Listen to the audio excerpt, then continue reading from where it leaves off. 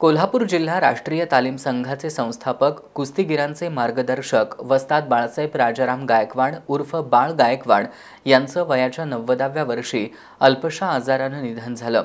कोल्हापूरच्या कुस्ती क्षेत्रातील भीष्माचार्य अशी त्यांची ओळख होती। माजी मंत्री श्रीपतराव बोंद्रे आणि बाळ गायकवाड यांनी लोकनेते बाळासाहेब देसाई यांच्या मार्गदर्शनाखाली कोल्हापूर जिल्हा राष्ट्रीय तालीम संघाची स्थापना केली। बाळदादा हे कोल्हापूर जिल्हा राष्ट्रीय तालीम संघाचे चीफ पेट्रन म्हणून कार्यरत होते। कुस्ती क्षेत्रात बाळ गायकवाड यांचा आदरयुक्त दबदबा होता।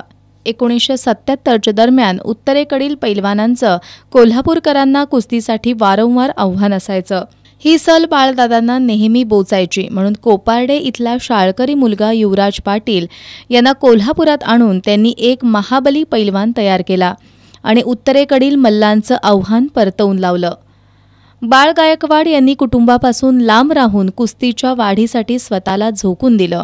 त्यामुळेच त्यांना कुस्तीचे भीष्माचार्य म्हणून ओळखलं जाऊ लागलं। क्रीडा क्षेत्रातील राज्य आणि राष्ट्रीय पुरस्कारही त्यांनी नाकारले। प्रसिद्धीपासून ते नेहमीच अलिप्त राहिले। गेले काही दिवस ते पन्हाळा तालुक्यातील पुनाळ या जन्मगावी होते। सोमवारी अस्वस्थ वाटू लागल्यानं त्यांना खाजगी रुग्णालयात उपचारांसाठी दाखल करण्यात आलं होतं। तिथं उपचारादरम्यान त्यांचं निधन झालं। बाळ गायकवाड यांचं वास्तव्य असलेल्या मोतीबाग तालीम या ठिकाणी पार्थिव दर्शनासाठी आणण्यात आलं होतं।